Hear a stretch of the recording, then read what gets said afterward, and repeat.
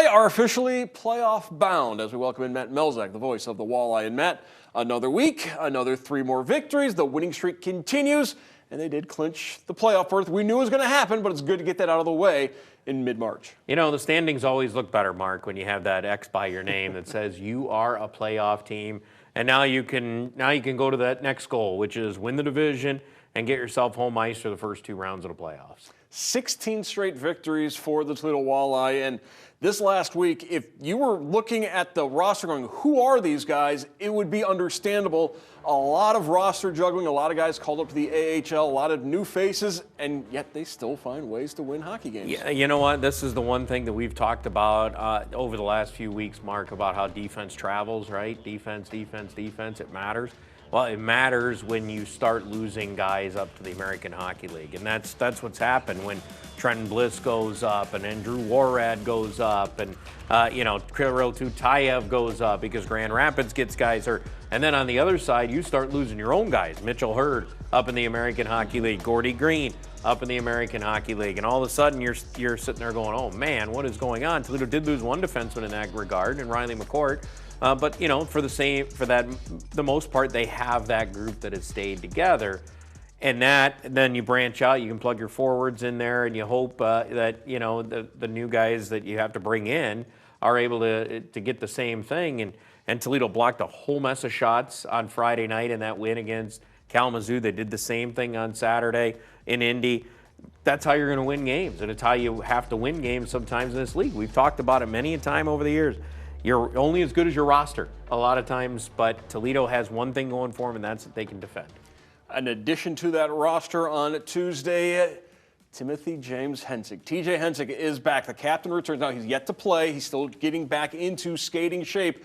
But bringing back TJ Hensick at this point in the season, what does that do for this team? Well, I mean, you want to talk about quite an influx of talent. A guy even at his age, we saw last year, when at one point he was leading the league in scoring, he can still create. And because he's so smart up here. He just has such a great mind for the game and his ability to see the ice so well. An ad like him into the lineup, whatever his role is going to be, is a good thing for Toledo. His experience, his wealth of knowledge, and he wants to win. That's the whole reason why he is here, is to win games, to win a championship.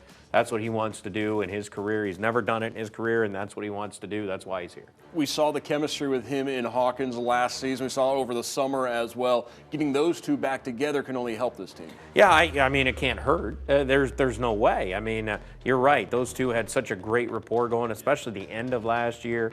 And obviously playing together in the 3 Ice League during the summer, certainly kept that alive. And I would imagine at some point they're going to end up slotting in together. But you know what? You could say the same thing with Brandon Hawkins and Gordy Green, and the way they have developed too. So you take, do you want to upset that too much? It's an interesting question that Dan Watson will have to play with a little bit. Now, who knows? Gordy Green might be up in the American Hockey League for the foreseeable future. Maybe it automatically writes itself. High praise for Sebastian Cossa last week coming from Steve Yzerman, that they are liking what Cossa is doing down in Toledo. They're very glad that he's in Toledo with a winning organization. He's getting a lot of ice time. High praise for what is highly regarded as a top goaltender for the future of the Wings. Yeah, you're a first-round pick. They expect you in a couple of years to possibly make it into the National Hockey. It's a little bit different. Baseball and hockey, they have a little bit of different there. First-round picks, especially for goaltenders, they're like catchers.